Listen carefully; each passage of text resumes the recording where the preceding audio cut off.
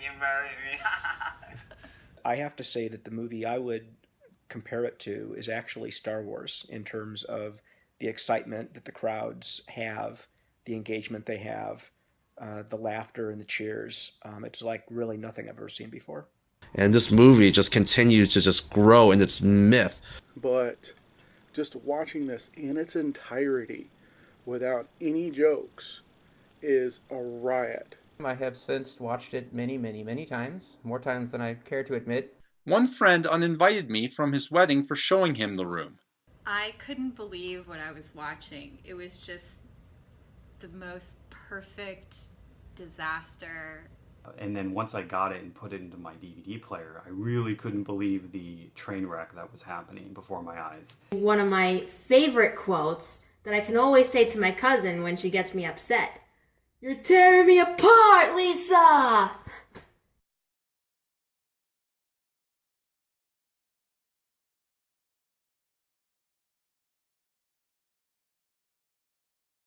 My favorite experiences of the room started with meeting Robin in grad school, and she shared with me her dark little secret. As Super Bowl 45 approached, I decided that win or lose, my friend Zach and I would watch The Room afterward.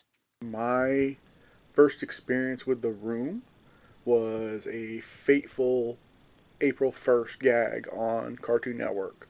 Whether it was like the uncomfortable bedroom scenes was the first thing I remember being like, whoa, this is a little weird here. I was extremely ill from complications of Crohn's disease.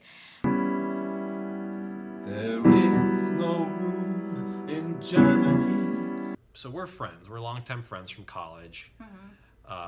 We never dated in college, but we were buddies. And then when I moved back to California, we reconnected, started hanging out.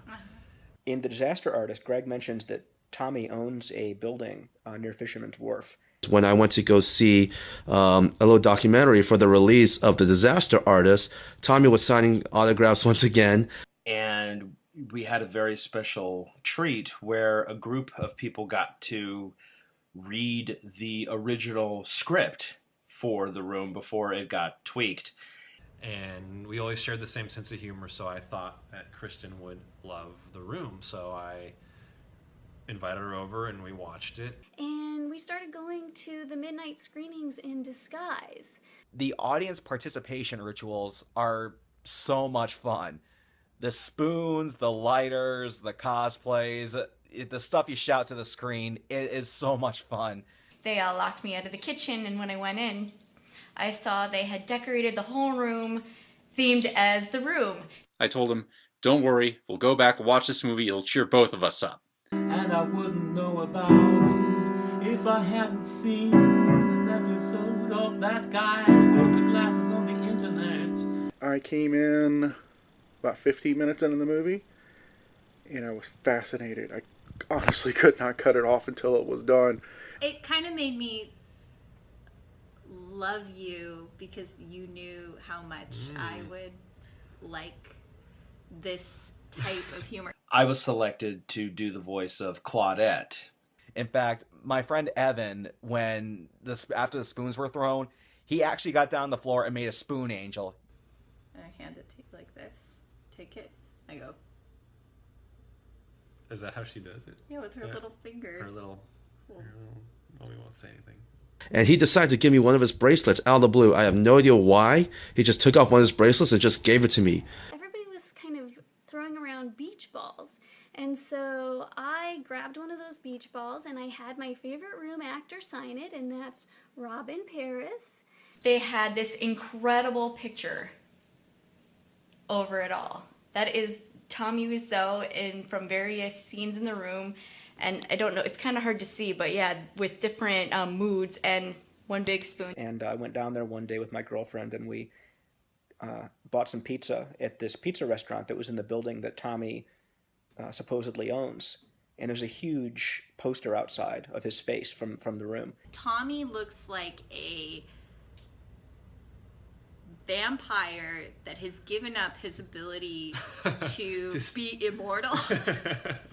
So he's now dying. By the end, instead of feeling angry, we were laughing, and it just felt wonderful. Because it's a pretty rowdy crowd the whole time. We approached the guy behind the counter who appeared like he might be the owner of the restaurant. And we said, "Hey, do you know anything about that poster outside your store?" And his eyes lit up and he got really excited and he goes, yeah, that's my landlord. That was just Tommy being Tommy, and I love that about him. He's just so out there. We should also mention that between the first viewing at home with the DVD and the first screening, we actually started dating. So we started going out, and one of our first dates was this room screening. Yeah. This is on the place of honor on my bookshelf next to my autographs. That was the greatest night of my life. Definitely one of the most fun experiences I've had. He must have seen this type of a scene hundreds of times and was still able to experience this joy in people watching his movie. Because almost everybody who knows me at a certain point must watch this DVD without the riff tracks at least once, 100% sober. It just reminds me to keep going and trying to create the things that I want to create in my life and living my dreams. Watching The Room made us forget about the Steelers losing. And Tommy really does give good advice. Because after all, he says, if everybody loved each other, the world would be a better place to live. Which is very, very true. Somehow, Tommy Wiseau got his wish with this movie bringing people together and becoming memorable. So, who knew? And The Room has just continued over the years to be part of our relationship, and now we're actually married, and it's still part of our relationship. And it made what would have been a really crappy birthday into something really special. And just the overall, that movie has had a very positive impact on my life. I did not go to the cinema. I did not. Thank you, Tommy. Thank you all. Thank you. Bye, doggy.